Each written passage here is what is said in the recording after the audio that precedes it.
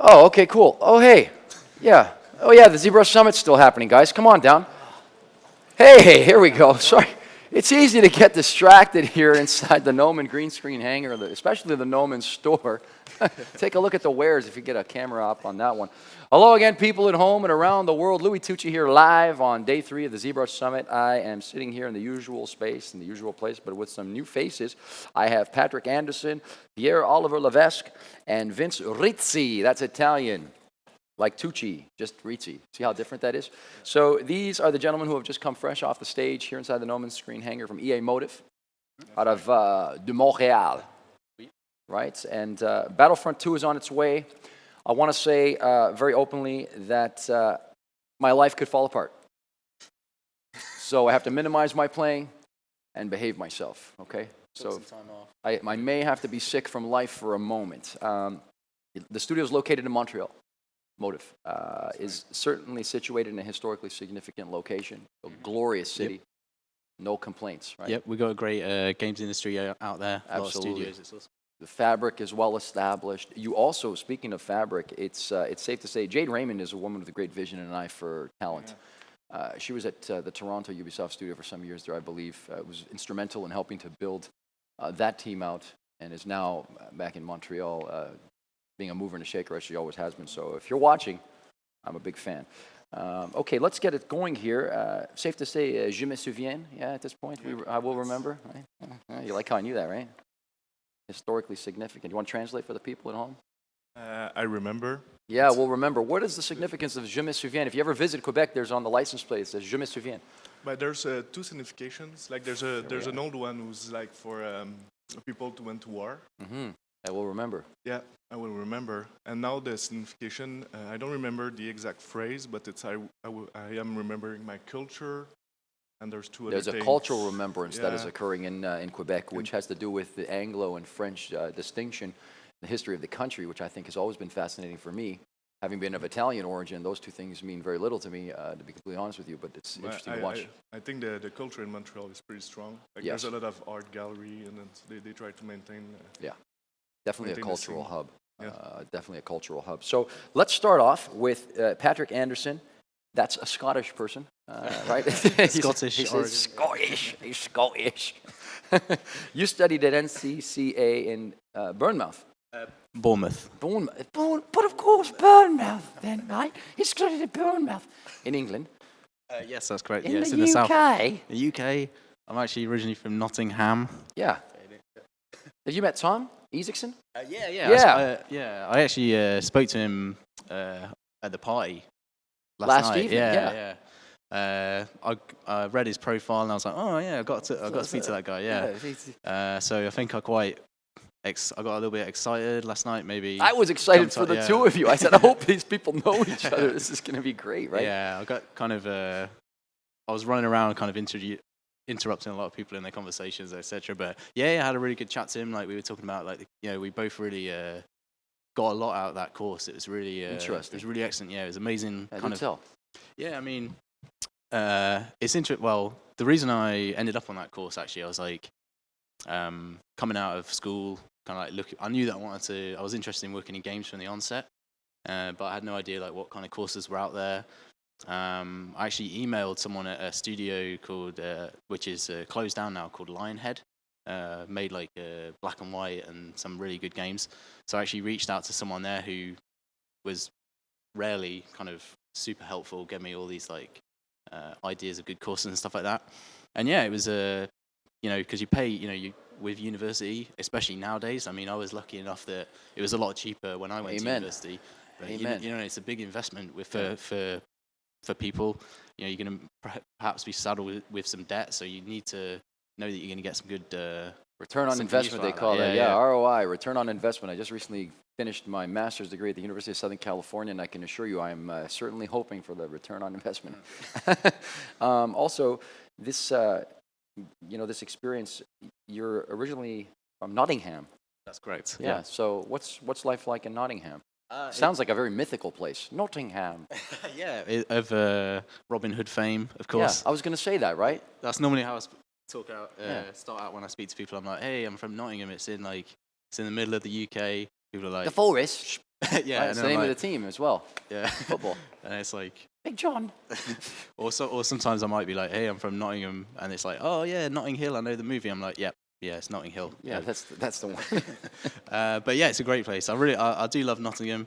I'm pretty happy being in Montreal though. I actually took this job without ever having visited the city, but got a few friends who are living out here. Yeah. And Those are big words, my friend.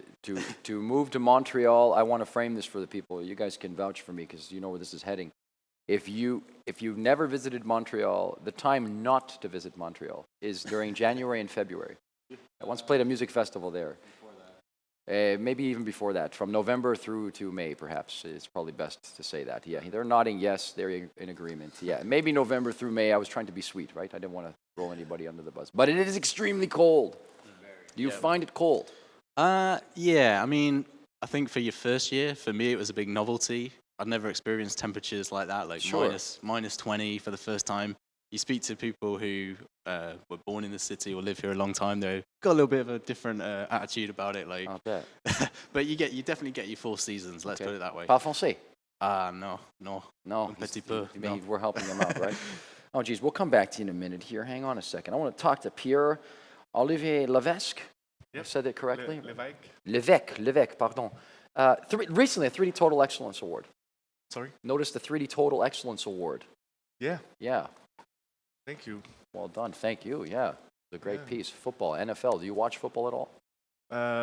Yeah, but it's the season right now. I watch some of Yeah. on Sunday, some of the Yeah. game, but not like Not religiously. no, Yeah, but I mean, me yeah, neither. like one game or two during the Sunday. Okay. It's a really nice sport.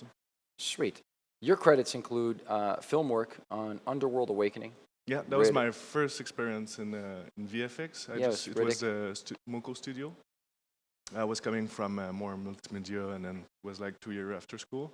And then I You came were in- doing multimedia, you were saying? Yeah, at Moment Factory. Okay. We work on shows like for Tiesto, Celine Dion, and then did, like super nice. How'd you get into that? Well, that's kind of a long story, but Go ahead, it's, please. We've got time. You're in the hot seat now, pal. Was with us at school. We got a kind of a stage. I don't know how to say this, but we met a guy who was doing some projection on the walls and was developing a software in collaboration with Moment Factory at the time. So he got us in the company to develop not developing, but creating 3D content for software. Oh, wow. And then I met Moment Factory back there, and then yeah, they saw that I knew Maya, the software, and then they needed a gig that was that required Maya. So I was the only one in the place, so they kind of hired me for Kind of doing by this default, after, yeah. and then and so forth and so on. I stayed on the company. They liked my work. I was one of the first who was doing 3D in the company. And then now they're pretty doing well. They did like halftime show of Super Bowl. They did like some very nice. Yeah, I was reading games. about that actually. Describe you. They did it, or you were involved in that as well. You were involved in the halftime Yeah. Yeah. It was like I wasn't working there anymore, but they called me back to help them. to help them out, right? Yeah. So yeah, I was going to ask you about that. I wanted to get some clarification. You did some sort of, you plugged in for them, and you helped them to finish the project for the Super Bowl. Yeah. Describe that experience for us, jumping back into that kind of realm. It was kind of not a big deal, but it was they needed like an Egyptian kind of relief in ZBrush, so they didn't really have any like kind of artists that knew ZBrush or the stuff, so they asked me to do it. It was like kind of a weekend deal because often the project are pretty short there. Yeah. Yeah. Yeah, it's production, right? So it's a different type of commercial production that's, And very so, snappy, right? yeah. But you enjoyed yourself, it sounds like. Yeah, it was step like back it in. was a very nice company. Like Moment Factory is one of the most kind of casual company I worked in. Like Okay. we were skateboarding in the studio. It was like Whoa. it was very like there was a drum, so someone was playing drums sometimes. And Oh, it sounds like a very fun place to work. yeah, it was very Yeah. creative. Like they really encourages people to draw on the walls, like put anything. So to the studio, it's like very wild kind of. It was kind of very cool studio. He's mentioning wall projections. I'm not sure if you guys caught that. What kind of wall projections are we talking about? You said you started off with these wall projections. Was it like holography or No, just, it's like it was in a game engine. And it was Oh, interactive, so we would put like windows in the okay. game engine, and then if we throw particles, they would bounce out of the Right, windows and okay. stuff like this. I thought you meant it was like a physically based sort of real world projection on a wall. I was like, oh, that makes sense, a VFX. Was like was maybe on streets. There was like some big projectors. Mm-hmm. And did some Okay, content. fair enough. Hey, let's move over for 1 second over here before we get too carried away. Vince Rizzi, that's you way at the tail end. We haven't forgot about you, pal. All the way Senior at the end. character artist. How did you get into video games? Been playing them my whole life, basically. I've been more of a film guy, actually, as a kid. Been fascinated with VFX, special effects, all that stuff. It was then later on in my life where I saw possibility that go to school for this stuff. I don't know, but it seemed like video games is like an easier way to get in or to get your foot in the door. Mm-hmm. Since I still like playing video games also, so You still play? not so much anymore. There's a significant have- difference between playing games and making Yeah, games. I I tell know, students I all the time, used there's a to. difference between playing and making games, that's for sure. Your titles include Far Cry 3, Assassin's Creed Unity, Splinter Cell Blacklist, and For Honor. You went to school at the College Interdec. Tell us about your educational Yeah, experience. that was rather. the first school I went through. Yeah, after college, you went to the Ubisoft.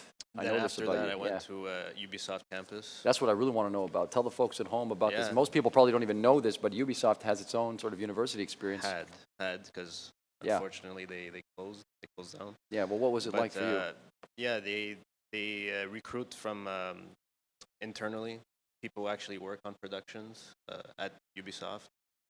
They're offered a job as a teacher, so you get a real like hands-on experience. You know exactly what's expected of you since it's coming from someone who actually worked at Ubisoft. It was in the pipeline, So right? that lasted like a year intensive, 3 semesters intensive. Groups of like 20 people per class, very hands-on. Shortly after graduating, hired by Ubisoft. Yeah, basically brought up from within. Yeah. You know, sort of farm system like a Yeah. hockey club, like Les Canadiens, a whole other Yeah. thing that we're not going to talk about that because obviously that's a whole other feud. I'm not engaged in that, by the way. Yeah, I don't wear the blue shirt, so. Yeah, I fan the flames of that whenever I possibly can. Let's go back to you for a second, Patrick. I want to ask you a question. I want to draw attention to your personal work for a moment. Sure. I like to think that your website is a great example of what an artist's website could be. It's organized, it's easy to navigate and filled with clean images. Describe thank some of you. the describe some of the influences that you draw from for your personal works and. Yeah, how I you mean, get going. yeah, there's only some small examples like personal stuff on there. Yeah, I noticed. Stock. Yeah, it's kind of that thing where, you know, I'd always say like, with a portfolio, keep it small, just keep it to your best stuff. So there's a whole ton of work that I've got that just never sees the light of day, pretty much. Yeah, I mean, I'm one of those people that always starts a lot of things, but then I get distracted or start something else. I don't So know I'll anything like about that. I don't know Yeah. anything about that. A hard drive full of stuff starts. But yeah, that website, like I put up that tool that I was talking about in the presentation. So I had to dig that out. Like I do a little bit of programming again. Like one of the things from the NCCA that was really good. It was pretty technically focused. It was supposed to be kind of 50-50. Right. But I'd say like a lot of it was like maths and programming, etc. But as difficult as it was to go through all that, it's like nice to have that in your bag of tools. You know what I mean? To be able to just get in there and program stuff. So I was like setting up my website with that. Yeah. So. Interesting. Okay. Yeah, same kind of deal here for Pierre, if you don't mind. You know, this is the question I was going to ask you. We're talking about, we're jumping around. It's kind of tough to have, 3 or 4 at a time when it comes to interviews. You had that background as well, not just in the film, but if we take the clock back even further, you have an academic background as a fine artist. Yeah. Yeah, tell us That's, more about that, and I'd also like to hear how that began for you. Yeah, because I started to learn 3D very young, like at 15, 16. Okay. It's like I liked computer back in the days, Smart kid. and I wanted to do 3D. I knew that what That's the thing I wanted to do. Then I didn't really wanted to go to a computer school because like the technical things I was learning it at home. So I wanted to focus more on my artistic skill, just to because I knew I wanted to get in 3D, and I think it was maybe one of my weakness compared to like the technical side of it. So yeah, I went there and it was a very great experience. I think I really enhanced my art skill, like the day I went there and the day I finished it. Okay, that's fantastic. You know, I want to draw attention to something. Everyone that's been on this program over the course of 3 days has mirrored the same thing. I don't know if you've noticed, but I get to notice because I'm in the driver's seat here for the program, that everything began for most people from a very sort of introspective, personal yearning to learn more about something, and then they found their way to a higher level of learning formally in a school. I think that's been a sort of underlying theme. There was a general self-propulsion. Yeah. You're nodding yes at the end. Let's hear your sentiments on this. It's like how much of your trajectory has been based on your own self-propulsion and just own determination, rather than sort of allowing yourself to be a victim of circumstance. It all started like with me on my own, same thing, trying Yeah. to figure it out. I think You know the why I'm first, asking? I'm asking because there's people around the Yeah. world. They're sitting somewhere way far away from Hollywood. You know, I don't want to put you guys on the spot, but it's like they're so far away from here, and it's like that's why that question is extremely valuable. You know. So go ahead. I'm sorry. Yeah, I started off in 3D Max. Didn't know what I was doing. Just trying to build stuff, and but yeah, you have to have a drive to wanna continue learning, and it's all there. It's all available to you. You know, just with the internet today, you Oh, have yeah, access. the Oracle. I like to You call it have the Oracle. access to everything. Yeah. Consult the Oracle. Yeah, Let's say. yeah, exactly. What better? You know, how could you argue with that? I forget. Consult the Oracle. Where's the button for this? Consult the Oracle. Where's the bathroom? Consult. I'm kidding. Have you had a good time this weekend? Good weekend. I got here this morning. Well, that makes sense. Yeah, I guess you weren't here last evening. You see, there's so many people. I arrived this morning like 2 hours Oh, before, well, that makes sense. You're feeling kind of tired, maybe. Maybe. It's Yeah. fine to admit it. I'm You know, on there's other 30 people out there, yeah. they shouldn't admit it because this is the thing, but I'm you're on allowed. 35 hours of not sleeping right now. so, 35 hours? About, give or take. We have to applaud. Can I get an applause from the other side of that? This guy's on 35 hours of no sleep. Can I hear? Yeah, thank you. Comes and does a presentation at the ZBrush Summit, and that's a commitment to excellence that goes beyond and above. Thank you. We'll give you a rest then. Pass the mic back Yeah. this way. Yeah, give the guy a rest. Just So let's come back to this. How would you describe, I want Patrick, to answer this. How would you describe that experience thus far, being immersed in the French culture? Oh, it's good. It's It's your good. favorite Yeah. part. You got a sinister grin on your face. I Yeah, don't know whether I oh. should dig deeper or what, man. Oh man, I mean, maybe not necessarily the French culture, but the Montreal culture. Yeah, that's what I mean. poutine. It's very much its own culture, isn't it? Yeah, it's the food. It's got to be the food. I mean, we're talking about a place where the national dish is basically chips, fries with Yeah. gravy and Yeah. cheese on it. I mean, it's incredible. Called poutine. Yeah, poutine. Yeah, know that's this. just amazing. Yeah. I mean, yeah, I'm trying to learn a bit of French, like in my spare time. I moved here with my wife, and she's actually managed to learn French really well in the time that we've been here. Okay, so we know who the brains in the operation is. Yeah, It's fine. definitely, definitely. But yeah, I mean, but it's actually really easy in Montreal to get by. It's a totally unique, like bilingual city in a way. Perhaps not totally unique, but pretty much everywhere you go, everyone speaks both languages, which Yeah. is great. But in a way, it also makes it's kind of like a get out of jail card, you know, like Yeah, you can always It's divert. for- yeah, you can always yeah. revert back to English. I always like that when I visit. yeah, but you can see like the influence of the French culture, and it's got that amazing mix of North American culture as well. So you got like the best of both. And the other thing that I really love about the city is it's quite an old city, so it's very beautiful architecture. Yeah, I was you know, gonna you ask can you that just next. yeah. I mean, when the days are nice enough to be walking Take around, a stroll, as you would say. Shall we go for a stroll? you can just yeah, it's a pleasure. Like it's a pleasure. I can walk Yeah. to work, you know, Yeah. and it's also it's quite an affordable city in terms of rent and stuff. It's quite picturesque, isn't it? Yeah, yeah, It's definitely. storybook-like almost in a way. Yeah, When it's nice outside, of course. It's got these amazing, like these kind of like row house style architecture, which is very Spiral stairs and yeah things. stairs, which is absolutely lethal in the winter. You know, you got these external. I've fallen down staircases. one, you know, at the Brutopia. On, Oh, yeah, yeah. on Rue St. Catherine, I believe. I fell down the stairs there carrying my guitar. yeah, in a snowstorm, down the back of the, into the parking lot behind the bar. It's a long, sort of, very steep. Was it the outdoors stairs? Yeah, it was the outside. Yeah, it was the outside. It was the metal one in the back of the building that leads to the parking lot behind the Brutopia. You know what I'm saying?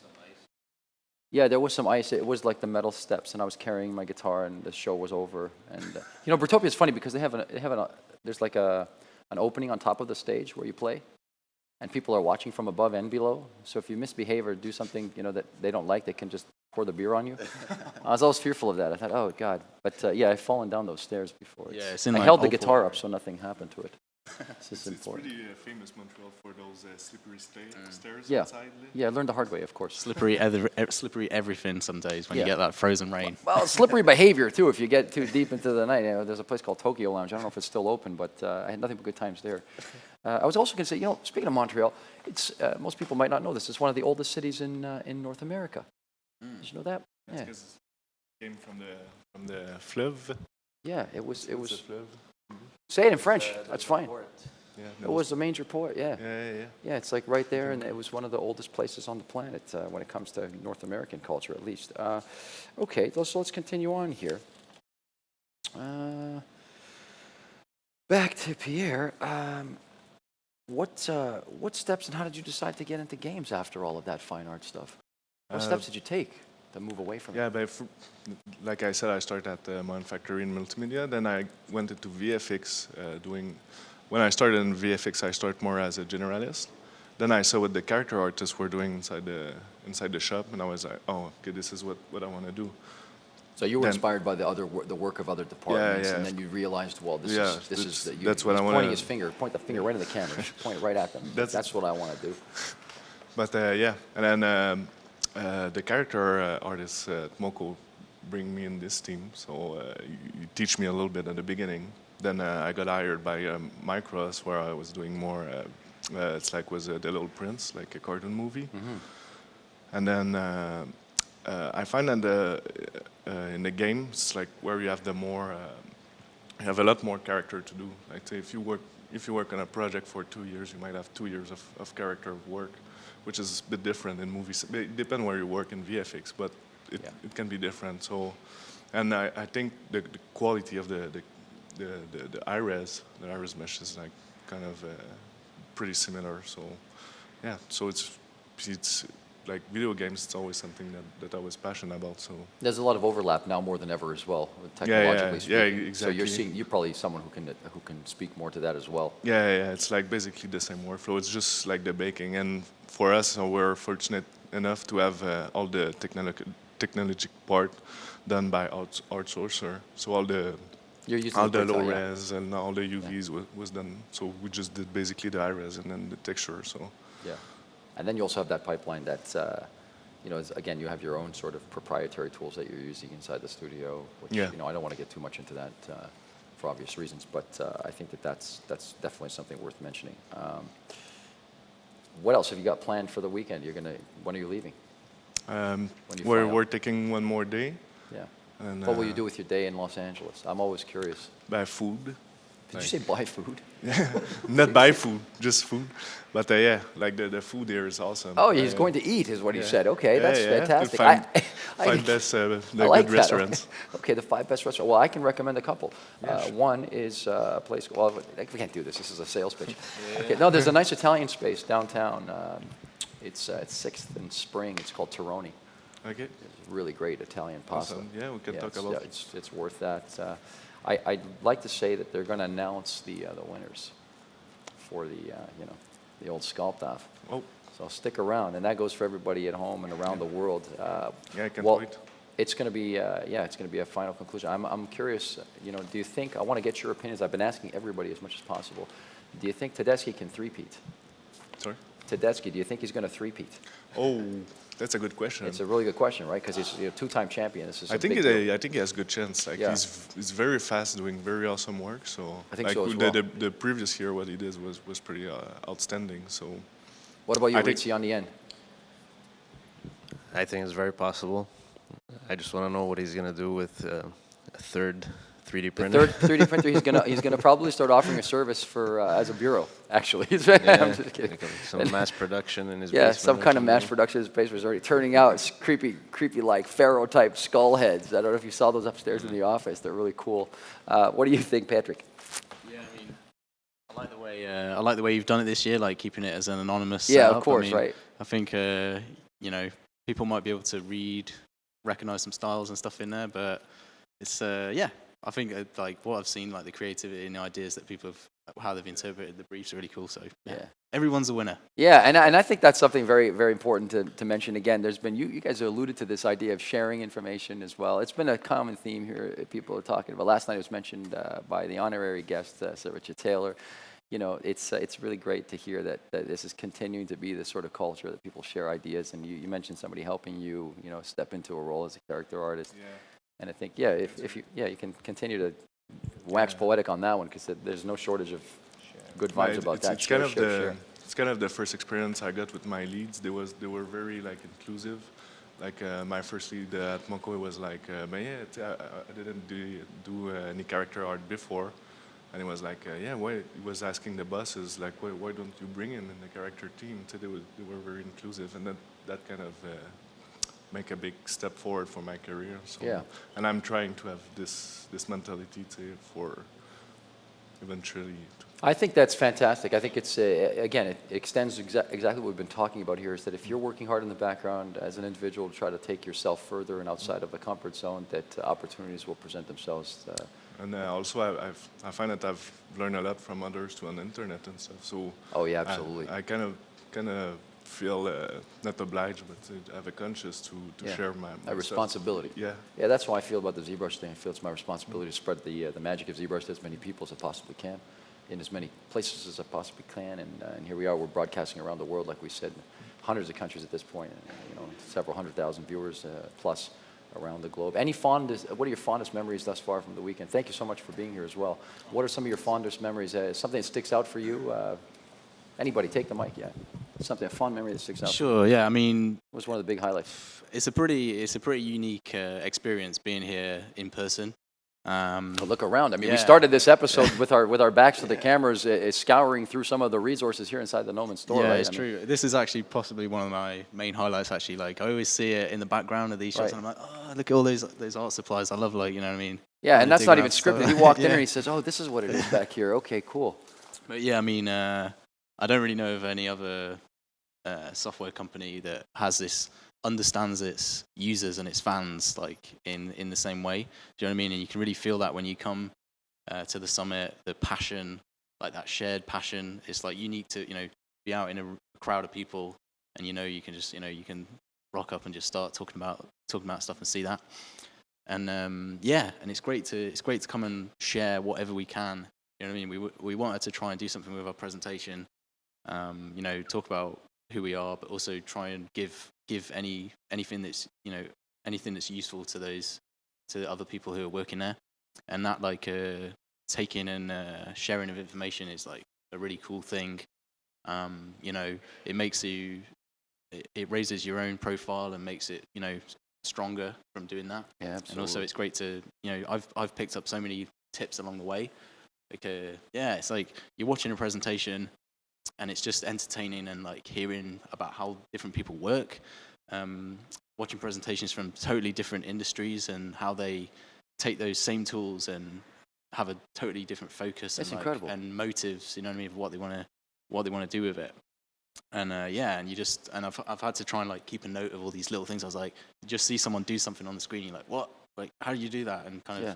you know what I mean? I feel the same way every time. And I'm like, I'm an experienced person at this point. I'm like looking at it. I'm like, wow, I can't believe that. It's like the hair thing earlier, it stands out for me. And then Cesar comes up right after, and he does this he's doing this animating this dragon in there, showing like basically pre-visualization techniques inside. It's like, it's been a wild weekend. There was I don't know if you remember, I forget who it was that did this. There was some freeze subdivisions and a reprojection. Yeah. So did you see that part? Yeah, I saw that part, and I it's thought it kind was of really cool, right? And it's also pretty cool when someone's on stage and they're doing something, and then we get some like intervention of like, oh, hey, you can do that, and then you can learn something even when you're on the stage. Yeah, and that's also cool. There's an ongoing circle of information that keeps going back around and around. So I want to take this opportunity to thank you from the bottom of my heart, all of myself, Louie Tucci, and everybody at the Pixelogic team, and all the fans around the world for sitting with us today. I'm sure you have numerous fans of your own. Again, Battlefront 2 is on its way par excellence. I'm going to try my best to stay away from it for a while, at least until the summer, because that's when I have a little break.